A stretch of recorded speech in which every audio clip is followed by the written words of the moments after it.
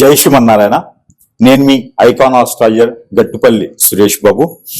మనకి ఈ 2025 సంవత్సరం ఏదైతే ఉందో ఇది ఆరంభం నుంచి కూడా ఈ సంవత్సరం చివరి ఆఖరి వరకు కూడా ఎలా ఉండబోతుందనే దాని గురించి మనం చూస్తున్నాము. అయితే మనం ఏదైతే చెప్తున్నామో కొంతవరకు అటు ఇటు అయినప్పటికీ కూడా మనం చేసేటువంటి విధి విధానాలను బట్టి కూడా మన ఒక జాతకం అనేది ఉంటుంది. ఒక రకంగా మనం చెప్పాలి అంటే ద్వాదశ రాశుల వారికి కొన్ని రకాలుగా ఉంటుంది. అంటే అది ఎలా అంటే జాతక ప్రకారంగా గోచార ప్రకారంగా తీసుకొని మన యొక్క దశ అంతర్దశలు తీసుకొని ఏ స్థానంలో ఏ ఒక గ్రహం ఉందో దాన్ని బట్టి తీసుకునేటువంటి ప్రెడిక్షన్స్ ఉంటాయి. రెండోది మన చాకచక్యం, మన తత్ఫలితాలు, మనం చేసేటువంటి పనులు, దీని వలన కూడా మన యొక్క స్థితిగతులు అనేది మారుతూ వస్తూ ఉంటాయి. ఇది అందరికీ తెలిసినటువంటి విషయమే. అంటే రేపు బాగుంటుంది అని ఎవరైనా గురువు చెప్తే రేపు వద్దున బాగుంది అన్నారు కదా అని చెప్పేసి అని ఇంట్లో కూర్చుంటే అది బాగోదు. ఎందుకంటే బాగుంది ఎందుకంటే మన కార్యాచరణ మనం చేసుకుంటూ ఉంటే అది బాగుంటుంది. అలా అని చెప్పేసి కాకుండా బాగుంటుంది అన్నారని చెప్పి కూర్చుంటే అవ్వదనమాట.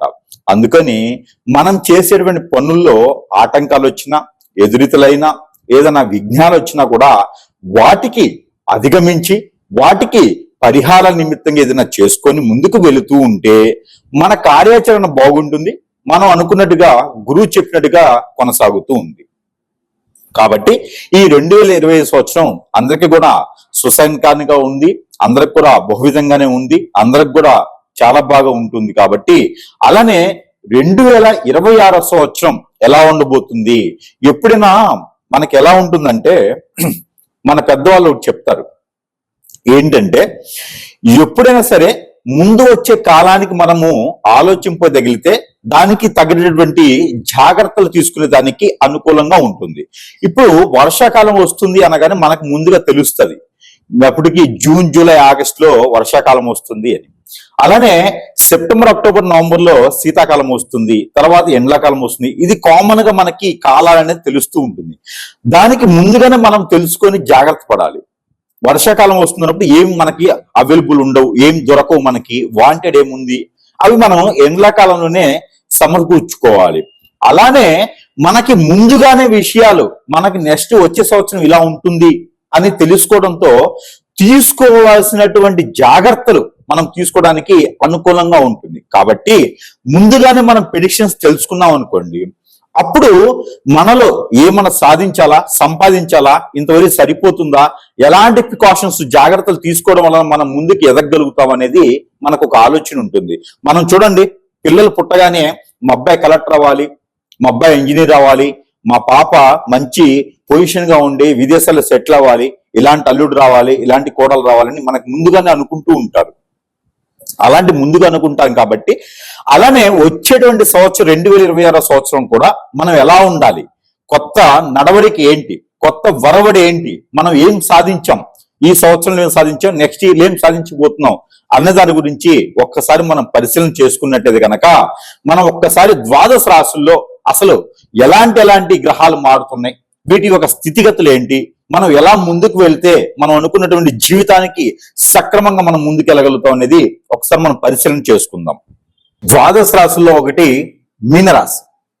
ఈ మీనరాశి వారికి 2026 సంవత్సరం ఎలా ఉండబోతుంది అంటే కనుక ఈ మీనరాశి వారికి కూడా శని భగవాన్ యొక్క అశుభ దృష్టి ఉన్నది. ఎందుకంటే ఏలినాటి శని అనేది మొదలైంది. కాబట్టి మొన్న 2025 సంవత్సరం నవంబర్ 23 వరకు కూడా శని వక్రంలో ఉండడం వల్ల కొన్ని రకాల మంచి ప్రయోజనాలు జరిగినాయి. ఇది లాస్ట్ ఇయర్ 2025 సంవత్సరం. ఏమిటి అంటే కనుక ఈ 2025 సంవత్సరంలో వారికి జరిగినటువంటి మంచి పనులు చాలా ఉన్నాయి. ఎందుకంటే అందరూ కూడా చెప్తున్నారు శని భగవానికి అశుభ దృష్టి ఉంది, ఏలనాటి శని ఉంది కాబట్టి మీరు ఇంకేం చేయలేరని. కానీ వారే సాధించే చాలా వరకు కూడా రాజకీయ పదవులు సాధించారు, ఫిల్మ్ ఇండస్ట్రీలో చాలా రకాల అవకాశాలు సాధించారు, అన్ని రకాల రంగాల్లో కూడా ముందడుగు వేశారు. ఎందుకంటే శని వక్రంలో ఉన్నారు. 2025 సంవత్సరం మొత్తం కూడా వక్రంలో ఉన్నాడు కాబట్టి మంచి పనులు అయినాయి. కానీ 2025 సంవత్సరంలో అలా జరిగింది కాబట్టి 2026 సంవత్సరం కూడా అదే రకంగా ఉంది.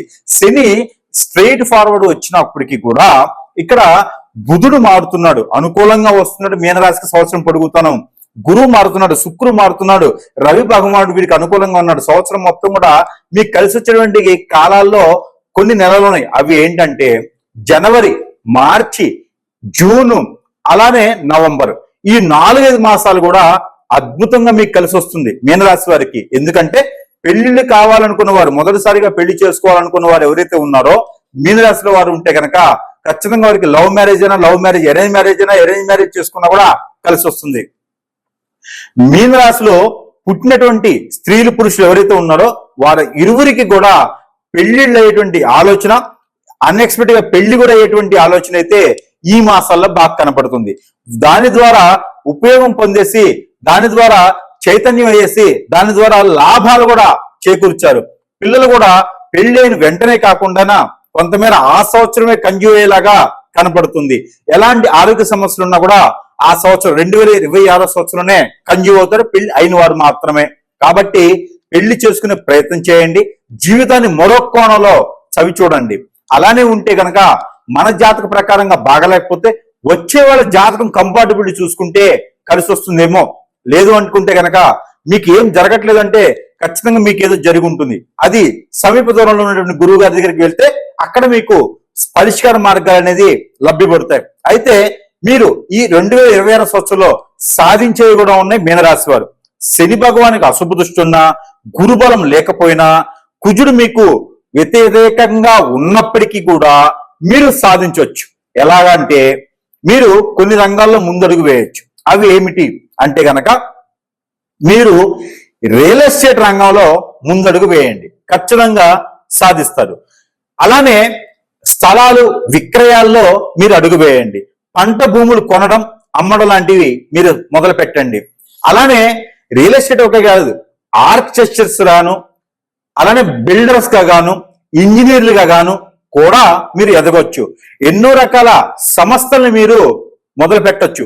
అలాగా ఇంజనీరింగ్ లాంటి రంగాల్లో, కాంట్రాక్ట్ రంగంలో కూడా మీకు అనుకోని ఒక స్థానాన్ని చేకూర్చేలాగా అందరినీ అనుకొని అందిపుచ్చుకొని ముందుకు వెళ్ళేటువంటి కూడా మీకు లభ్యపడుతున్నాయి. కాకపోతే మీకు ఒకటి ఉన్నది, ఏమిటి అంటే మీ మీద పడి ఏడ్చేటువంటి కళ్ళు, మిమ్మల్ని అట్రాక్ట్ చేసేటువంటి కళ్ళు. దాని వలన మీరు ఎప్పటికీ నష్టపోతూనే ఉంటారు. మీకు ప్రత్యేకమైనటువంటి ఒక రెమెడీ ఏంటంటే ప్రతిరోజు కూడా ఒక గ్రీన్ కలర్ నిమ్మకాయ తీసుకొని దాన్ని తల చుట్టూతో తిప్పేసి, గ్రీన్ కలర్ నిమ్మకాయ అంటే నిమ్మకాయ తీసుకొని దాని మీద గ్రీన్ కలర్ స్కెచ్ వేయడం కాదు, ఒక పచ్చి నిమ్మకాయ తీసుకొని మీకు మీరే 7 టైమ్స్ క్లాక్ వైజ్ గా దిష్టి తీసుకొని ఎక్కడైనా సమీప దూరంగా ముందు పొదలగొండ చెట్ల దగ్గరికి వెళ్ళేసి దాన్ని ఎడం కాలు కింద వేసి తొక్కి అలా ముందుకి కొనసాగండి. ఇలా చేయడం ద్వారా ఏ రోజు మీ మీద కళ్ళు పడ్డా ఆ రోజుతో పటాపంచలైపోతుంది. లేకపోతే మీకు సాయంత్రానికల్లా అనేజీ, అన్ఫిట్, స్ట్రెస్ ఫీల్ అయ్యేసి అనారోగ్య సమస్యలు కూడా వచ్చేలా ఉంటుంది. కాబట్టి అనారోగ్య సమస్య అంటే గుర్తొచ్చింది, మీకు అనారోగ్య సమస్య కూడా కనబడుతుంది. అది ఎప్పుడు అంటే గనక జూలై, ఆగస్ట్, సెప్టెంబర్ ఈ 3 మాసాల్లో మీకు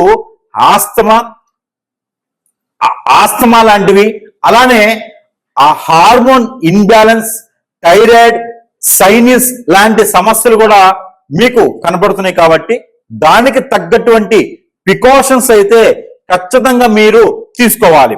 అలా తీసుకున్నప్పుడే మీకు అన్ని రకాల సానుకూలమైన వాతావరణం కూడా మీకు ఏర్పడుతుంది.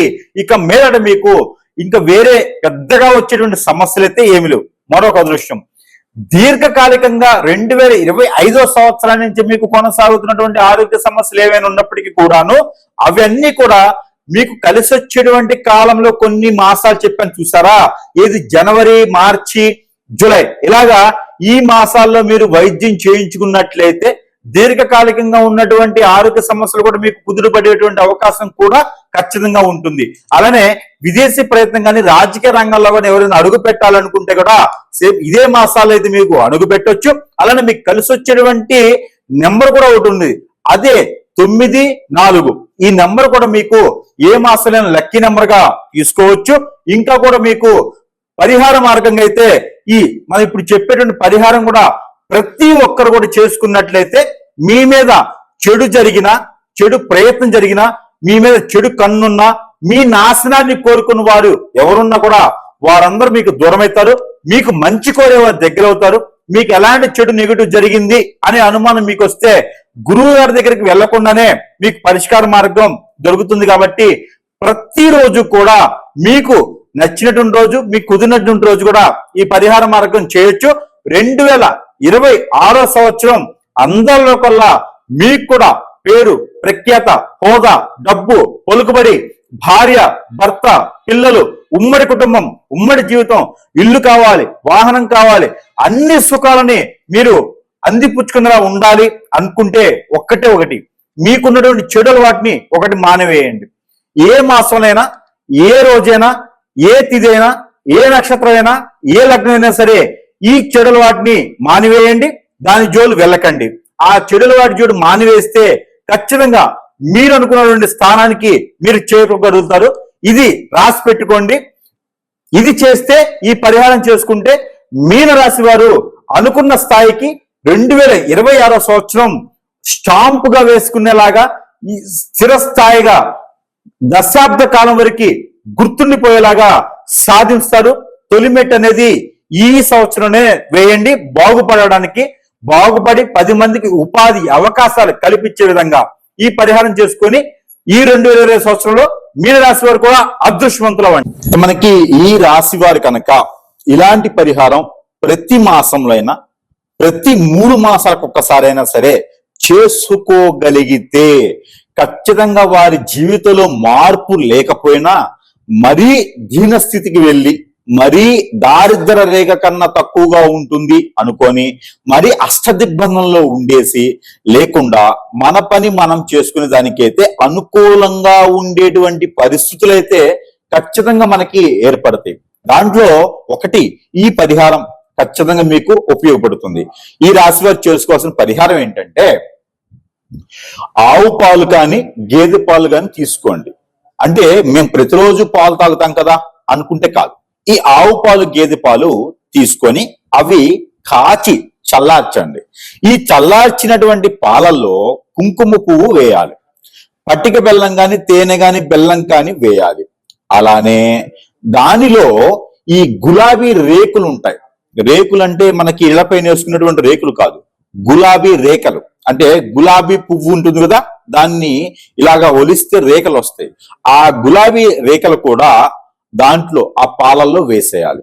ఆ వేసినటువంటి పాలు ఏదైనా మీకు కులదైవం, ఇష్టదైవం, మీ వంశపారపర్యంగా వచ్చేటువంటి అమ్మవారు, మీరు పూజించేటువంటి అమ్మవారు, మీ ఇంట్లో కొలువు తీరినటువంటి అమ్మవారు ఎవరైతే ఉన్నారో అలాంటి అమ్మవారికి, ఆవిడ గ్రామ దేవత కావచ్చు, పీఠాధిపతి అమ్మవారైనా కావచ్చు, ఇష్టసఖి అమ్మవారైనా కావచ్చు, ఎలాంటి అమ్మవారైనా ఆ అమ్మవారి ముందు మీ ఇంట్లోనే దేవుని మందిరం ముందు అవి సాయం సంధి వేళలో శుక్రవారం, ఆదివారం లేదా మంగళవారం రోజున, వారంలో ఒక్కసారి లేదా మాసంలో ఒక్కసారి, పక్షానికి ఒక్కసారి, లేదంటే 3 మాసాలకు ఒక్కసారి అయినా సరే సమయం తీసుకొని ఈ వారాల్లో కనుక మీరు ఈ యొక్క అమ్మవారికి నైవేద్యం సమర్పించి ఆ పాలని మీరు ఇంట్లో సేవించినట్లయితే ఖచ్చితంగా రాసి పెట్టుకోండి, మీకు ఆర్థిక ఇబ్బందులన్నీ కూడా తొలగిపోతాయి. ఏది ఈ రాశి వారికి. అలానే ఎవరికైనా అప్పు ఇచ్చి ఉన్నా అవి కూడా వసూలవుతాయి. ఈ 2026 సంవత్సరం ఏదైతే ఉందో, ఈ 2026 సంవత్సరంలో ద్వాదశ రాశుల వారు అందరికన్నా ఈ రాశి వారికి అత్యున్నతమైనటువంటి ఉన్నత శిఖరానికి వెళ్ళేటువంటి రెమెడీ ఇది. ఖచ్చితంగా ₹1,00,000 రెమెడీ. కాబట్టి ఈ యొక్క రెమెడీ మీకు మామూలుగా అయితే చిన్నపాటి పరిహారాల కన్నా ఇది చాలా గొప్ప పరిహారం.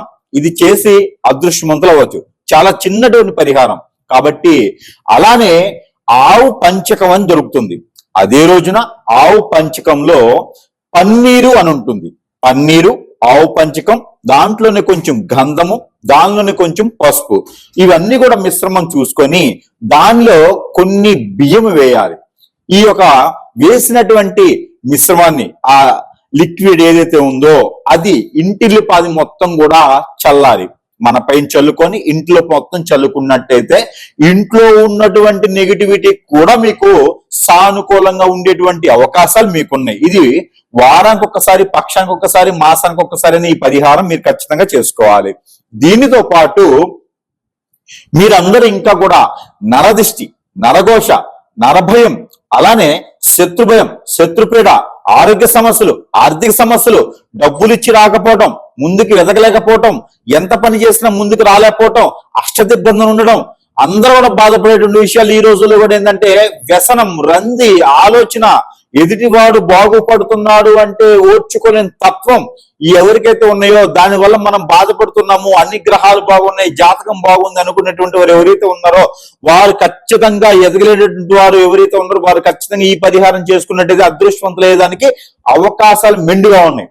ఆ పరిహారం నిమిత్తంగా ఈ సంవత్సరం మొత్తం కూడా 365 రోజులు కూడా చేసుకోవాల్సినటువంటి పరిహారం మీ అందరి ద్వారా చేసుకోవచ్చు.